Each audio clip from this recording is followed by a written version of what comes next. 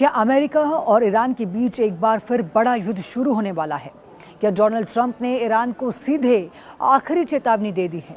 और क्या middle east इस वक्त दुनिया का सबसे खतरनाक बारूद का ढेर बन चुका है, जहां एक छोटी सी चिंगारी पूरी दुनिया को संकट में डाल सकती है? नमस्कार, बहुत बहुत स्वागत है न्यूज़ 18 इंडिया पर। मैं हूं आपके साथ सुरभि शिरपुरकर। इन तमाम सवालों के जवाब लेकर आज आपके सामने आए हैं। दरअसल अमेरिकी राष्ट्रपति डोनाल्ड ट्रंप ने बेहद सख्त बयान देते हुए कहा कि अगर ईरान ने अमेरिकी सैनिकों को निशाना बनाया तो अमेरिका फिर से सैन्य कार्रवाई शुरू कर सकता है। ट्रंप ने साफ कहा कि अमेरिकी सैनिकों की हत्या युद्ध दोबारा शुरू करने की बड़ी वजह बन सकती है। यह बयान ऐसे समय आया है जब अमेरिका के भीतर ही ट्रंप की ईरान नीति पर बड़ा राजनीतिक विवाद खड़ा हो गया। अमेरिकी संसद यानी कि कांग्रेस में वॉर पावर रिजोल्यूशन को लेकर बहस तेज है, जिसका मकसद राष्ट्रपति की युद्ध संबंधी शक्तियों को सीमित करना है। अब सवाल यह है कि आखिर अमेरिका और ईरान के बीच तनाव इतना खतरनाक क्यों हो गया? इसके पीछे की कहानी कई दशकों पुरानी है। 1979 की इस्लामिक क्रांति के बाद से दोनों देशों के रिश्ते लगातार खराब रहे हैं। अमेरिका हमेशा ईरान पर परमाणु हथियार बनाने की कोशिश और मिडिल ईस्ट में प्रॉक्सी ग्रुप्स को समर्थन देने का आरोप लगाता रहा। यही कारण है, यही ईरान का कहना है कि अमेरिका लगातार उस पर आर्थिक और सैन्य दबाव बनाकर उसे कमज़ोर करना चाहता है। लेकिन 2026 में हालात अचानक और ज़्यादा विस्फोटक हो गए। अमेरिका और ईरान के बीच सीधे सैन्य टकराव की स्थिति बनने लगी और पूरे मिडिल ईस्ट में तनाव फैल गया। हाल ही में ईरान समर्थित समूहों पर आरोप लगे कि उन्होंने अमेरिकी ठिकानों को निशाना बनाकर मिसाइल और ड्रोन हमले किए। हालांकि इन हमलों में अमेरिकी सैनिकों की मौत नहीं हुई, लेकिन इसके बाद ट्रंप का गुस्सा खुलकर सामने आया।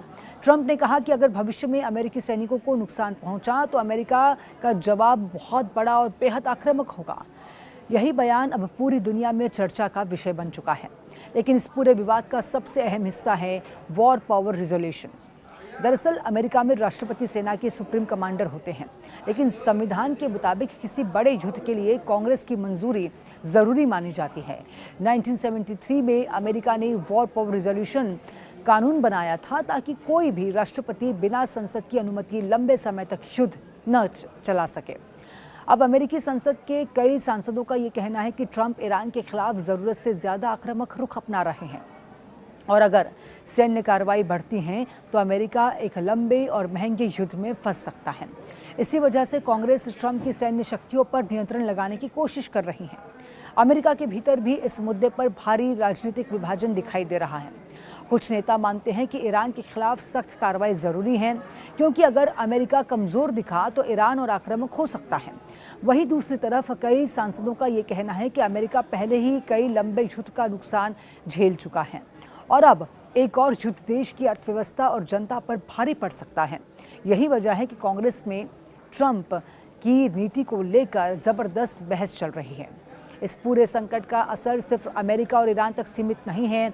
इसका सबसे बड़ा असर दुनिया की अर्थव्यवस्था पर भी पड़ सकता है, क्योंकि मिडिल ईस्ट दुनिया की तेल सप्लाई का सबसे बड़ा केंद्र है। खास तौर पर स्ट्रेट ऑफ हॉर्मज़ दुनिया के सबसे अहम समुद्री तेल मार्गों में से एक माना जाता है। दुनिया के तेल व्यापार का सबसे बड़ा हिस्सा इसी रास्ते से गुजरता है। ईरान पहले भी इस रास्ते को बंद करने की धमकी दे चुका है। अगर हालात और भी बिगड़ते हैं और समुद्री रास्ता प्रभावित होता है तो पूरी दुनिया में तेल और गैस की कीमतें तेज़ी से बढ़ सकती हैं। इसका असर भारत समेत दुनिया के कई देशों की अर्थव्यवस्था पर भी पड़ेगा। यही वजह है कि पूरी दुनिया इस वक्त अमेरिका और ईरान के तनाव पर नज़र बनाए हुए है। अमेरिका ने अब भी मिडिल ईस्ट में अपनी सैन्य मौजूदगी कम नहीं की है। अमेरिकी नौसेना खाड़ी क्षेत्र में सक्रिय है, जबकि ईरान लगातार अपने ड्रोन और मिसाइल नेटवर्क को मजबूत करने की कोशिश कर रहा है। यानी भले ही अभी हालात पूर्ण युद्ध जैसे नहीं दिख रहे हों, लेकिन ज़मीन पर तनाव लगातार बना हुआ है और एक छोटी सी घटना भी बड़े टकराव में बदल सकती है। इस पूरे विवाद का एक अंतर्राष्ट्रीय कानूनी पहलू भी है। कई एक्सपर्ट्स ने सवाल उठाए हैं कि क्या अमेरिका की सैन्य कार्रवाई अंतर्राष्ट्रीय कानून के तहत पूरी तरह से वैध है।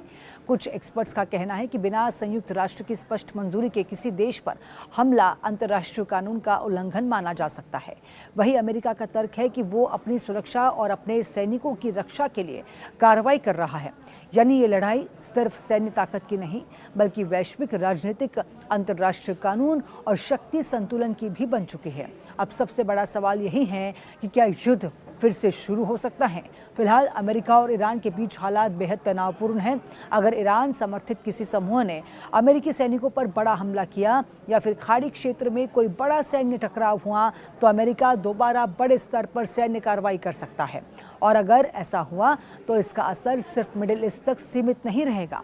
तेल की कीमतें बढ़ेंगी, वैश्विक बाजारों में गिरावट आएगी, एशिया और यूरोप की अर्थव्यवस्थाएं प्रभावित होंगी और दुनिया एक नए भू राजनीतिक संकट में फंस सकती है।